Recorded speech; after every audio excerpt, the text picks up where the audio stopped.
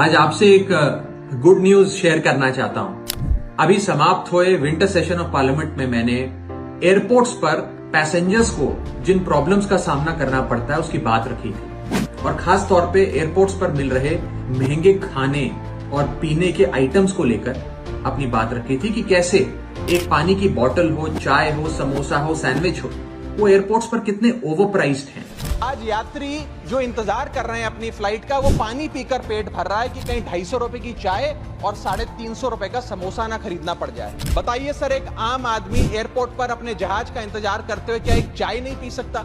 क्या इस पर कोई रेगुलेशन नहीं होना चाहिए? क्या कोई अफोर्डेबल कैंटीन का मैकेनिज्म नहीं होना चाहिए? मुझे बताते हुए खुशी है कि आपकी आवाज सरकार के कानों तक पहुंची और सरकार को यह फैसला लेना पड़ा कि अब देश के तमाम एयरपोर्ट्स पर एक अफोर्डेबल कैंटीन की शुरुआत करी जाएगी, जिसकी पहली कैंटीन कोलकाता एयरपोर्ट पर खोली गई है, जिसमें आपको चाय 10 रुपए की और समोसा 20 रुपए का मिलेगा। ये मेरी जीत नहीं है, ये मेरे भाषण की, मेरी स्पीच की, मेरे मांग की जीत नहीं है, ये आपकी जीत है कि आपका दर्द मेरे माध्यम से सरकार तक पहुंचा और अब अफोर्डेबल कैंटीन्स की शुरुआत जगह जगह देश भर में की जाएगी। राघव चड्ढा की मुहिम का असर हुआ। एयरपोर्ट पर जल्द ही खुलेगा उड़ान यात्री कैफे, यात्रियों को मिलेगा सस्ता भोजन।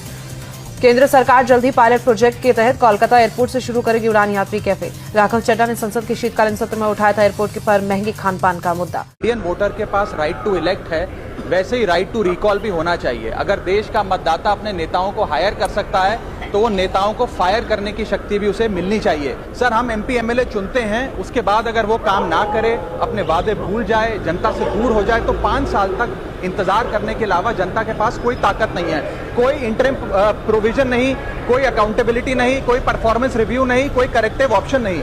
चुनाव से पहले नेता जनता के पीछे और चुनाव के बाद जनता नेता के पीछे। अगर एक गलत फैसला गलत नेता को चुनने का लिया तो लाखों लोगों का भविष्य अंधकार में जाता है और पूरा क्षेत्र पीछे जाता है। मैडम, सपना था विश्व गुरु बनने का, बन गए हम टैक्स गुरु। हमारे जन्म होने से लेकर हमारे मरने तक टैक्स पे टैक्स सरकार हमसे वसूलती है। बच्चे के पैदा होने से पहले, उसकी आंखें खुलने से पहले जो उसको वैक्सीन लगती है उस पर 5% जीएसटी लगता है। जिस अस्पताल में बच्चा पैदा होता है उस हॉस्पिटल के कमरे के चार्जेस पर अगर 5,000 रुपए से ज्यादा का कमरा हो तो 5% जीएसटी लगता है। बेबी केयर के आइटम्स पे 5% जीएसटी लगता है, और अगर उसके माता पिता बच्चे के पैदा होने पर मिठाई बांटे तो मिठाई पर 5% और चॉकलेट पर 18%, 28% जीएसटी लगता है। बेबी फूड जो खरीदा जाता है उस पर 12 से 18% जीएसटी, डाइपर जो खरीदा जाता है उस पर 12% जीएसटी, बेबी स्ट्रोलर पे 5 से 12% जीएसटी, और जो खिलौने बच्चे को दिए जाते हैं उन खिलौनों पर भी 12% जीएसटी लिया जाता है। जब मुंडन होता है बच्चे का, पहला हेयर कट जिसे कहते हैं, उस हेयर कट की सर्विसेज पर भी 18% जीएसटी, और पहली बर्थडे पार्टी पर जो फोटोग्राफी होती है, फोटो खिंचवाई जाती है, उस फोटोग्राफी सर्विसेज पर भी 18% जीएसटी। यहां तक कि नामकरण की बर्थडे पार्टी जो की जाती है